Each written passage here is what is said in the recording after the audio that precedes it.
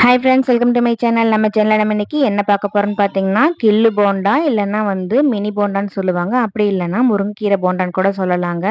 இல்லை கீரை போண்டான்னு கூட சொல்லலாம். நம்ம இதுக்கு எந்த கீரை வேணாலும் சேர்த்துட்டு இந்த போண்டாவை செய்யலாங்க. ரொம்ப ரொம்ப டேஸ்ட்டாக இருக்கும். ரொம்ப ஈஸியாகவும் செஞ்சிடலாம். ஈவினிங் டைமில் நீங்கள் இந்த போண்டாவை செஞ்சு கொடுத்தீங்கன்னா கண்டிப்பாக எல்லோரும் விரும்பி சாப்பிடுவாங்க. ரொம்ப ஈஸியாகவும் செஞ்சிடலாம்.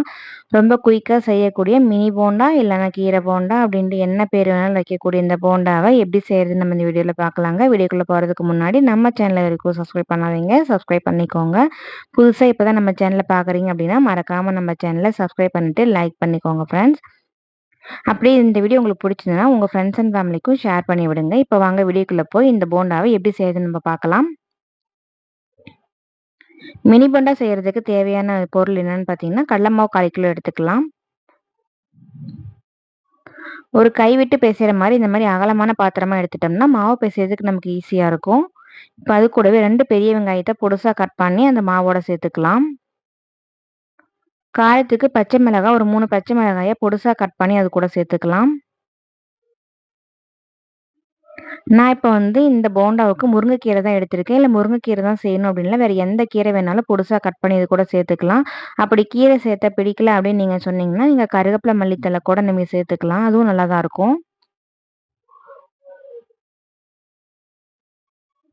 பெரிய கீரையாக இருந்தால் பொடுசாக கட் பண்ணி சேர்த்துக்கோங்க. சின்ன கீரையாக இருக்கிறதுனால நான் அப்படியே சேர்த்துட்டேன்.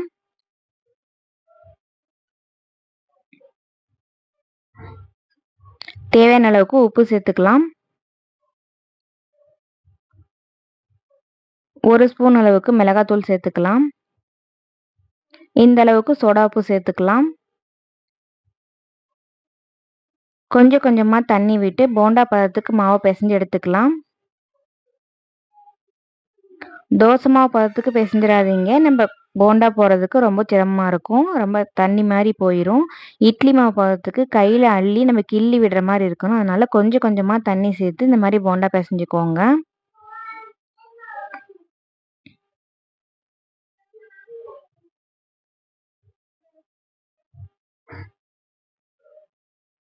கொஞ்சம் கூட மாவு கொஞ்சம் உதிரியாக இல்லாமல் நல்லா அந்த மாவோட தண்ணியோட கலந்து வர மாதிரி நல்லா அடிப்பக்கம் எடுத்து விட்டு நல்லா பிசைஞ்சு எடுத்துக்கோங்க.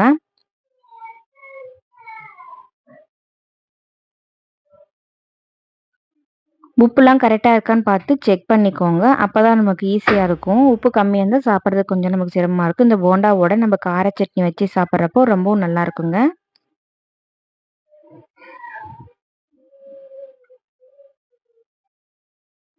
இந்த அளவுக்கு நம்ம மாவு பிசைஞ்சிட்டோம்னா கரெக்டாக இருக்கும். கொஞ்சமாக கையில் எடுத்து நம்ம கிள்ளி விடுறதுக்கு ஈஸியாக இருக்கும். இப்போ பாருங்கள் வானலில் எண்ணெய் காய வச்சு வச்சுருக்கேன்.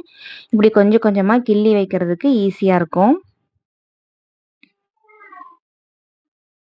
ஈவினிங் டைமில் ஸ்நாக்ஸாக இதை எடுத்துகிட்டு நம்ம ஒரு டீ காஃபியோடு வச்சு சாப்பிட்றப்போ ரொம்பவும் டேஸ்ட்டாக இருக்குங்க. அம்மாலாம் சின்ன வயசுல எங்களுக்கு இந்த மாதிரி தான் செஞ்சு கொடுப்பாங்க. உங்கள் வீட்டில் இதே மாதிரி செஞ்சு கொடுப்பாங்களான்னு மறக்காமல் கமெண்ட்டில் சொல்லுங்கள். இந்த கீரை போண்டா, கில்லு போண்டா யாரெல்லாம் சாப்பிட்ருக்கீங்கன்னு மறக்காமல் கமெண்ட்டில் சொல்லுங்கள்.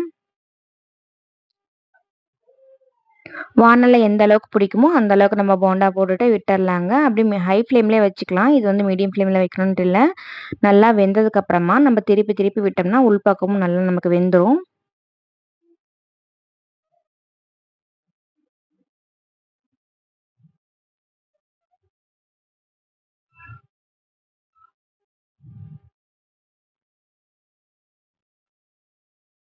பார்க்கவே நல்லா சூப்பரா இருக்கு பாருங்க. சாப்பிட்றதுக்கு இன்னும் டேஸ்ட்டா இருக்கும். ஈவினிங் டைம்ல குழந்தைங்கலாம் கேட்டாங்கன்னா, இப்ப குழந்தைங்கலாம் வீட்ல இருக்காங்க இல்லைங்களா? ஸ்கூல் லீவ்ல நீங்க இது மாரி செஞ்சு குடுங்க. கண்டிப்பா விரும்பி சாப்பிடுவாங்க.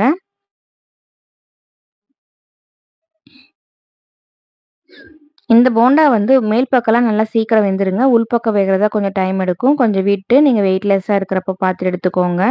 வேகறதுக்கு முன்னாடி எடுத்துற வேண்டாம்.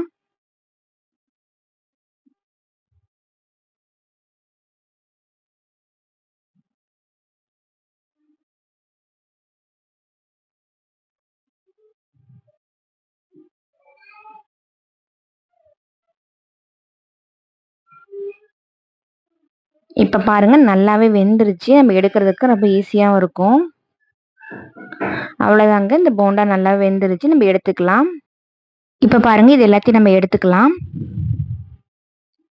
பார்க்கவே ரொம்ப சூப்பரா இருக்கு பார்த்தீங்களா? நல்லா ப்ரவுன் கலர்ல வந்ததுக்கப்புறமா, இத நம்ம எல்லாத்தையும் ஃபுல்லா இந்த மாரி எடுத்துட்டு, மீதி இருக்கிற மாவையும் நம்ம அதே மாரி போட்டு எடுத்துட்டு வந்துரலாங்க. ரொம்ப ஈஸி தாங்க. செய்யவே தெரியாதவங்க கூட குயிக்கா செஞ்சு முடிச்சிடலாம். ரொம்ப ரொம்ப ஈஸியா ஒரு ஸ்நாக்ஸ் செய்யணும்னா, கண்டிப்பா நீங்க இந்த ரெசிபிய ட்ரை பண்ணி பாருங்க. ரொம்ப ஈஸியாவும், சூப்பராவும் இருக்கும். டேஸ்ட் வைஸ் ரொம்ப சூப்பரா இருக்குங்க. ஈவினிங் டைம் ஸ்நாக்ஸ்க்கு கண்டிப்பா இத நீங்க செஞ்சு சாப்பிடுங்க. ரொம்ப ரொம்ப அட்டகாசமா இருக்கும். கண்டிப்பா நீங்களும் உங்க வீட்ல ட்ரை பண்ணி பார்த்துட்டு, எப்படி இருக்குன்னு எனக்கு மறக்காம கமெண்ட்ல சொல்லுங்க ஃப்ரெண்ட்ஸ். இந்த வீடியோ உங்களுக்கு பிடிச்சிருந்ததுன்னா, மறக்காம நம்ம சேனல சப்ஸ்கிரைப் பண்ணிட்டு, அப்படியே லைக் பண்ணிக்கோங்க. அப்படியே உங்க ஃப்ரெண்ட்ஸ் அண்ட் ஃபேமிலிக்கும் ஷேர் பண்ணி விடுங்க ஃப்ரெண்ட்ஸ்.